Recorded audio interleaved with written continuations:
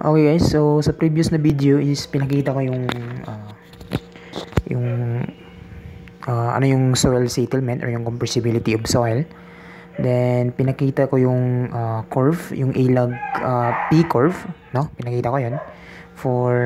Then nakita natin yung mga range, no? Meron tayong over consolidated zone, tsaka yung normally consolidated zone.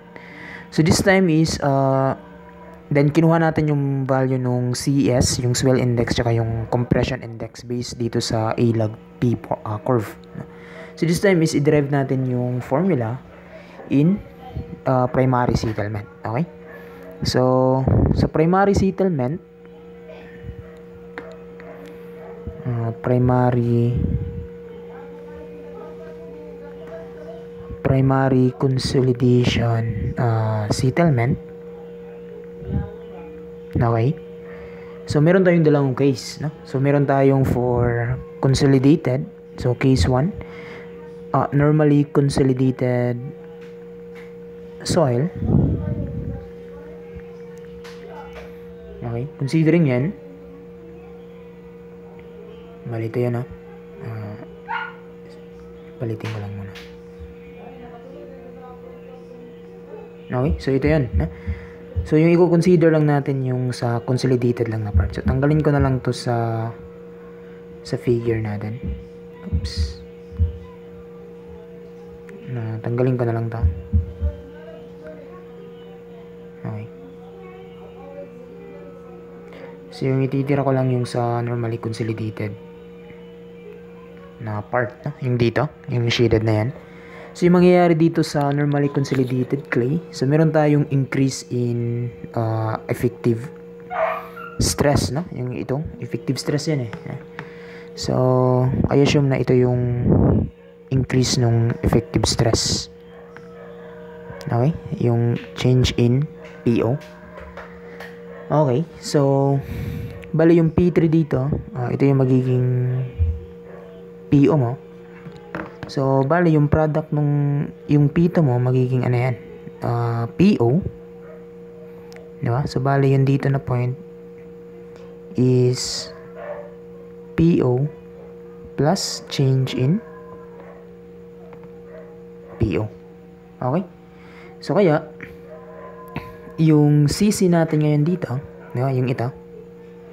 So, yung CC, ito na lang kukunin natin, no? So, we have CC that is change in E all over logarithm of 10. And then, yung P2 natin, yan yung, or logarithm na lang, no? Automatic na base 10 yan eh, pag log. So, logarithm of PO plus change in P. Okay, all over yung PO. Okay, or yung change in E is just equal to CC logarithm of PO plus change in P all over PO. Now, kung babalikan natin yung dinerive din natin na formula based on ratio and proportion dito, di ba? Yung ito na formula, no? Which is ito yan. So, kung kukunin natin to, makukuha natin yung settlement primary, no? Kasi yan yung formula ng settlement eh. So, ibig sabihin, dito na lang sa isang page. Okay, so yan, no? So, kung isa-substitute natin yung value ngayon for change in H, yung ito. Then, ito yung change in E, no? So, kunin natin yan. Then, lagay natin dito. Okay, so yung change in E is yan yung value. So, ibig sabihin, yung change in H natin ngayon is H over 1 plus EO CC logarithm of PO plus change in P all over PO. So, ganun. No? So, ganun lang yung mangyayari. So, ito na yung primary settlement mo. Considering for normally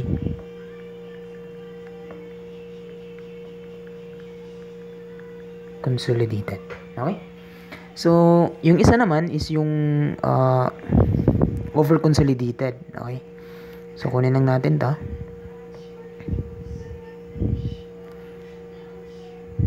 So, ito naman yung sa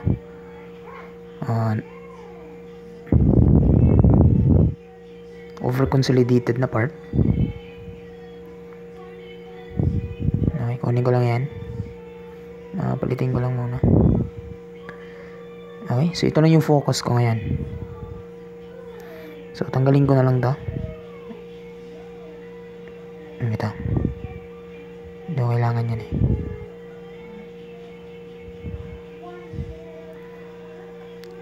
So, bali basta ito is alam natin this is CC. 1 over CC. So, yung mangyayari dito is meron tayong dalawang case no, for over-consolidated.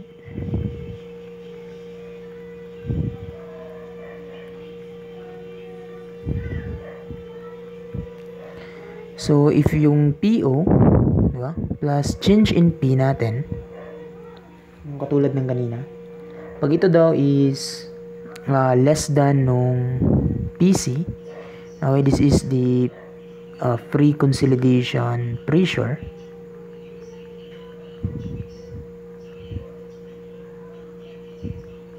So, sa problem, always given yan, no? So, kung hindi man yan given, may formula din, no? Mamaya ipakita ko. Pero mostly sa problem, given talaga yan. Okay ba? So, pag ganito, yung mangyayari, yung magiging case mo is ganito lang. No? So, yung ito is meron kang change in P pa rin. Yung dito. Pero ito yung magiging reference mo ngayon, no? Yung PO. Yung P2. So, ito na yung magiging PO mo. So, bali ito is yun yung PO plus change in P. Kaya dito sa CS natin, yung CS equals change in E all over 1 logarithm of PO plus change in P all over PO. So, yun pa rin, no? Kung babalikan natin yung formula na to, ito. Copy ko lang yan. So, bali yung change in E natin dito for over-consolidated. So, CS logarithm of PO plus change in P all over PO. So, substitute natin yan dito sa formula. Yung ito. Diba? Substitute natin yan dito. So, yung mangyayari ngayon, yung change in H is just dito na. Medyo pitsido ko dyan. So, yung change in H, that is H over 1 plus EO. Then, CS logarithm of PO plus change in P all over PO. So, ganito yung magiging formula niya, no? Provided na ito yung case. So, yung mag-govern dito is yung PO plus change in P. Okay ba? So, I hope klaro yan. So, ito yung mag-govern yung PO plus change in P. Kaya ito yung ginamit natin. Pero may scenario din na yung PO plus change in P is greater than PC. No? So, ibig sabihin, gagamitin natin yung PC doon. Okay? Sige, pakita ko. No? So, ito na. No? Ito na yung formula. Then, yung isang case, no? Ito yung, let's say, case A. Then, meron tayong isa din, no? Yung case B. So, sa case B is silang lahat yung kukunin natin. Balikan ko lang yun dito. Wala ko na. Ito, no? Ito na lang kunin ko. So, kunin natin to lahat. Ayan. So, may kita mo na dito is ginawa lang PO then change in PO. Di ba ganun lang? Ganun din dito, no? PO then change in PO. So, dito na case is medyo may pagka-complicated siya. Konti. But anyway, kaya lang man din. So, ito na lang yung consider natin. Balitin ko lang. Ayan. Okay. So, bali ito, no? So, this time is ito yung over-consolidated pa rin. Consolidated. But under siya nung case B, which is PO plus change in P is greater than PC. So, ito yung gagamitin natin. No? So, bali magagamit natin yung PC na yan. Okay. So, hiwalay ko lang to.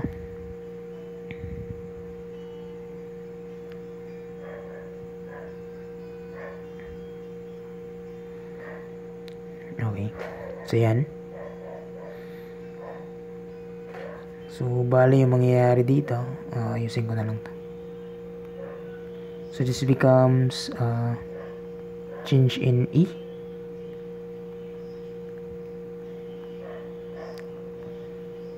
Logarithm of 10 P1 prime, P2 prime. So, dito sa over-consolidated is magbabago siya, no? So, bali yung neglect mo muna yung sa normally consolidated clay. So, bali ito magiging, ano to, no? Ito magiging PC mo yan. Ito. Ito yung magiging PO. Diba?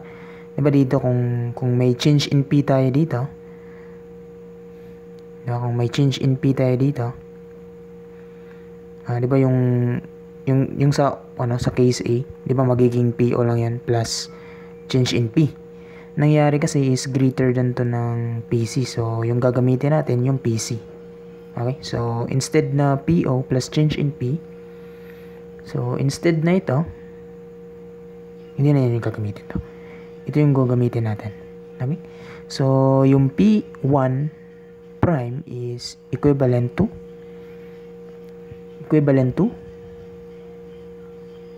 PC. Okay ba? So, I hope klaro yan.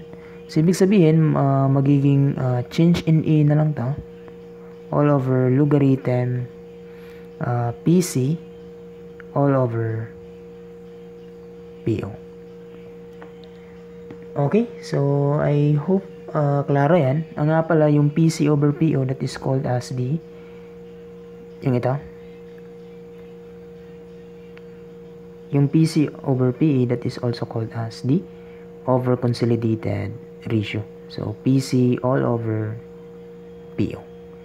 Over-consolidated ratio. Okay, so I hope klaro yan. So, ibig sabihin, meron na tayong change in E and that is just equal to CS logarithm of PC all over PO. So, isa pa yan, no? Pag case B kasi is, kailangan din natin i-consider yung sa normally consolidated na case, no? So, ganun talaga, no? Wala tayong magawa. Yun talaga. So, bali, kopyahin ko na lang to.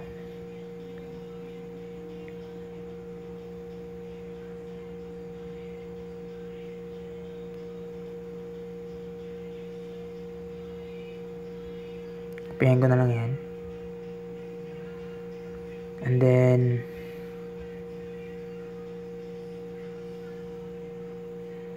mamaya sinamarize ko man din ito lahat. Add page. Paste ko na lang siya muna nila. So, continuation pa rin to ha, sa case B.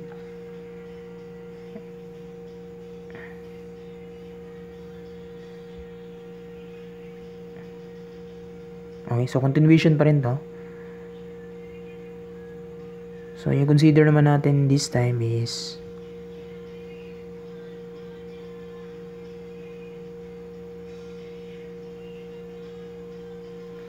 yung normally consolidated part, no? So, bali mangyayari is, ayusin ko na lang to.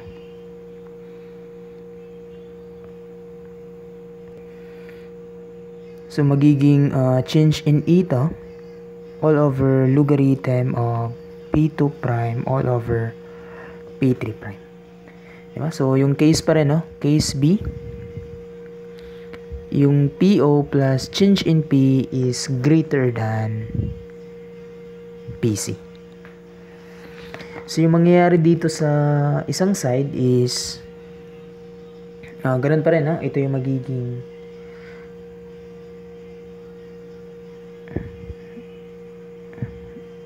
PO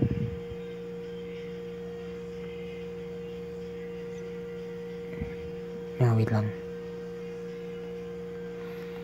So, ito na yun magiging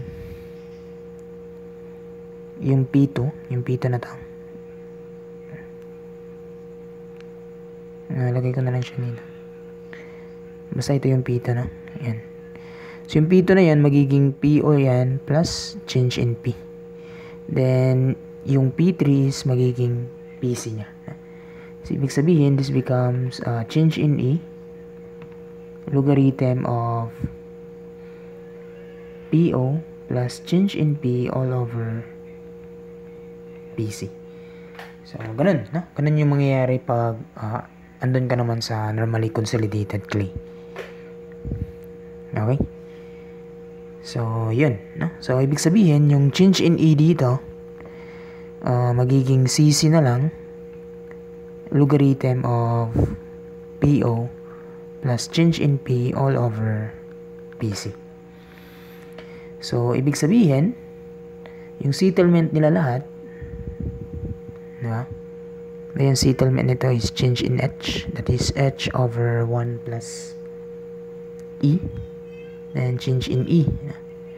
So, magiging change in H yan, H over 1 plus E, then dalawang scenario yung ano natin, no? Yung CS, logarithm of PC all over PO, tsaka yung CC, logarithm of PO plus change in P all over PC. Okay, so ganun yung mangyayari. So mas mag-govern yung PC kaysa yung PO dito. Mag-govern. So yun talaga, no? Yun talaga yung rule nung normally consolidated. So ito na yung formula niya. So I think familiar sa inyo to. Yung formula na to na 1 plus E CS logarithm of PC all over PO plus H over 1 plus E CC logarithm of PO plus change in P all over PC. So, ganun lang yung mangyayari, guys. Okay ba? So, I hope klaro yan dito sa settlement. Okay? So, lahat ng formula na to, sinamarize ko na yan lahat, no? So, ito yun, no? So, mas maganda pag ganito na lang yung way na pag-memorize mo. Kasi pag ganito kasi is medyo, iwan ko, no? Okay lang man din, pero medyo nakakalito lang din. No? So, mas maganda na memorize mo na lang talaga yung formula. Anyway, kaya lang man din yan, ha? Basta tandaan mo lang na pagdating mo ng case B, magbabago lang, no? PO, PC, then PC, change in, PO plus change in P. Yeah? PO, then PC, then pagdating mo dito, magiging PC, then PO plus change in P. Ganun lang yung mangyayari. So, sa over-consolidated na case E, so ito lang yung mangyayari. PO, then PO plus change in P. Pag normally consolidated, PO, then PO plus change in P. So, ganun lang. So, yung case B lang talaga sa over-consolidated, yung medyo may pagka-complex masyado. So, anyway, yung total settlement is i-add mo lang lahat yan, no? So, meron tayong primary, then secondary din immediate settlement. Okay. So, medyo mahaba na pala, na? Ito na lang, no? Yung sa secondary. Hindi ko pala napakita. So, sa secondary na part is, ganito naman yung mangyayari sa curve niya. Ipakita ko na lang muna, no? Before ako yung summarize na lahat. So, add page. Dito sa secondary settlement,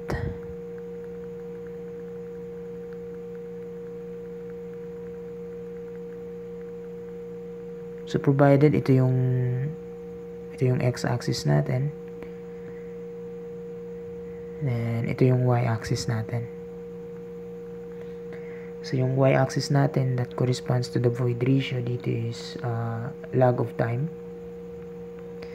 So, kung ito yung ano natin, ito yung sa first, sa primary consolidation.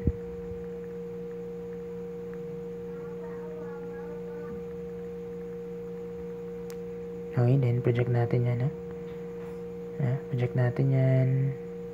Yan, parang magaganito yan. Then, project natin dito.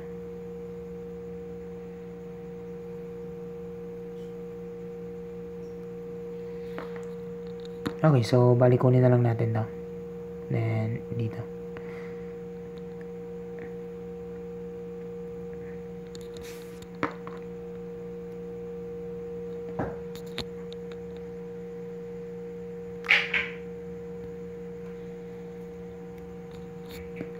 So, paano ba? Para mas madaling intindihin, ganito na lang, no? Para mas madaling intindihin. So, magko-curve siya ng ganyan, then, biglang pa ganyan, no? So, ito na yung sa secondary consolidation. So, bali dito is meron tayong, for instance, ito yan, no? Consider na lang natin dito at saka dito. And meron yung corresponding na void ratio. Tsaka ganun din dito. Meron yung corresponding na void ratio. So, assume na lang natin na kung ito yung time 4 natin, ito yung time 5, let's say. Then, ito yung E4. E4 natin, then ito yung E5.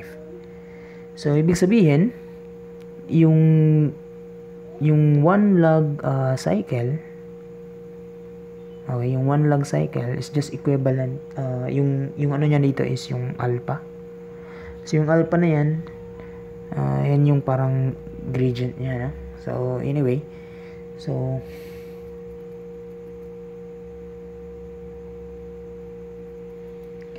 that is just negative ng E5. Okay, E5 minus E4 all over logarithm of, kasi negative slope yan no? So as a rule kailangan maging positive siya, no? So T4 T5 yung ito, T5 minus logarithm of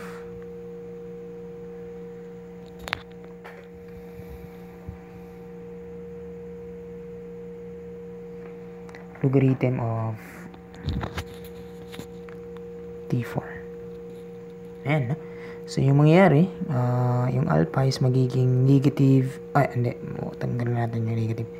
E4 na, E4 minus E5 all over logarithm of T5 all over T4. Or that is just change in E, logarithm of T5 all over T4. So, ganun.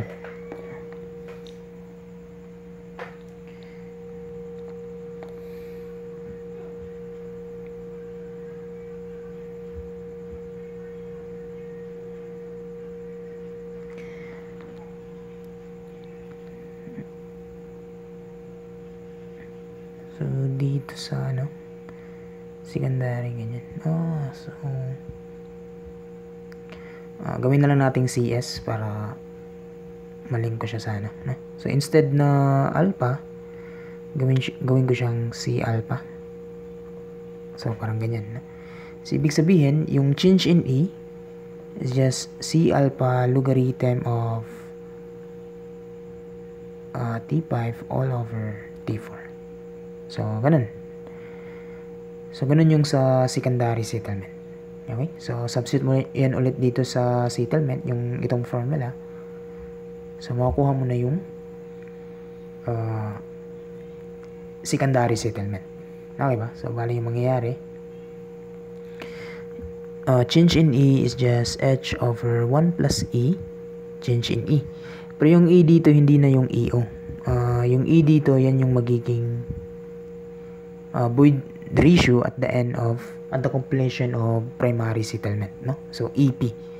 So yan yung magiging void ratio niya at the end ng primary settlement. Okay ba? So kaya yung formula magiging